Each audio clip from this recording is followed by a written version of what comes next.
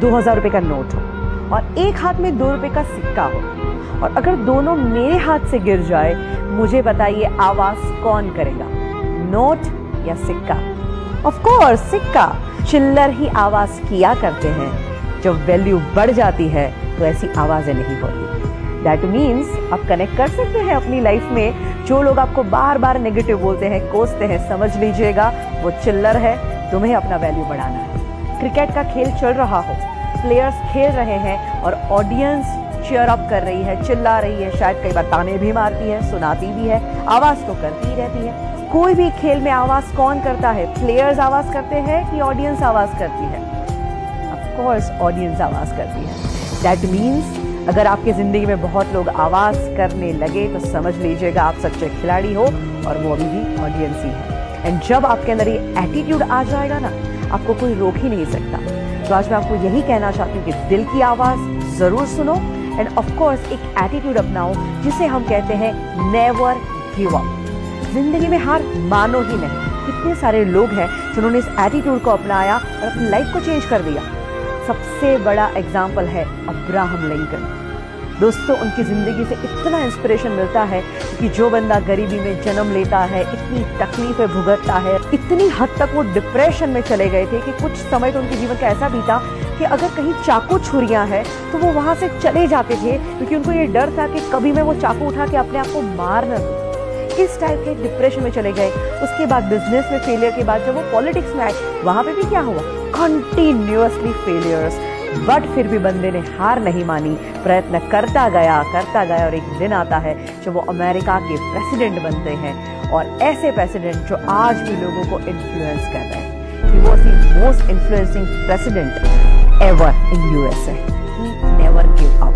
तो आप क्यों गिव अप करते हैं? हमारे ex president doctor APJ Abdul Kalam, उनकी जिंदगी में से भी बहुत कुछ सीखने जैसी बातें हैं। वो पायलट बनना चाहते थे और वो इंटरव्यू देने के लिए गए थे, और जब रिजल्ट आता है 9 लोग थे, 8 लोग सिलेक्ट हो जाते हैं और वो अकेले बंदे थे जो रिजेक्ट हो जाते हैं। इतना दुख होता है और उदास होकर वो एक कोने में चले जाते हैं और बैठे हैं, और वहीं से एक इंसान गुजरते हैं और वो उनको चेहरे से ही देख के कहते हैं कि बेटा तुम क्यों इतना उदास है? ये कहते हैं कि मैं क्या करूं, आज मेरा इंटरव्यू था, 8 लोग सिलेक्ट हो गए और मैं अकेला रिजेक्ट हो गया। इससे बुरी बात क्या हो सकती है? तो संत बड़े प्यार से कहते कि बेटा शायद तू अभी समझ नहीं पा रहा है, और शायद हो सकता है ऊपर वाला तुझे उससे भी बेहतरीन कुछ देना चाहता है।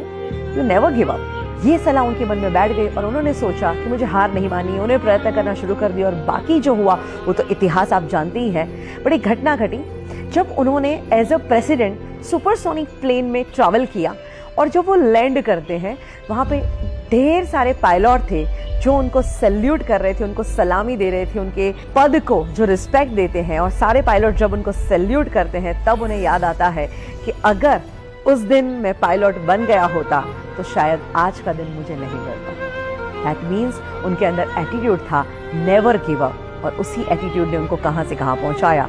और सोचिए दोस्तों, अगर यही एटीट्यूड आप भी अपनाएं तो हम लोग कई बार चीज गलत ना हो जाए, मुझसे गलती ना हो जाए, इस डर से भी बहुत कुछ नहीं करते। बट याद रखिए, गलती वही करते हैं जो कुछ करते हैं। तो कुछ करने की हिम्मत रखिए। मेरे पास जब लोग सीखने को आते हैं, हम अपने सेमिनार लेते हैं, वर्कशॉप कंडक्ट करते हैं, और यही एटीट्यूड जब हम लोगों के अंदर जगाते हैं, हमने देखा है इतना ट्रांसफॉर्मेशन आता है। जिंदगी के वो माइनस फेज में चल रहे थे, और जब वो एटीट्यूड जिंदा हो जाता है और आज वो टॉप के शिखरों पे बैठे हुए हैं। Today is hard, tomorrow can be worst, but never give up, because the day after tomorrow will be the sunshine.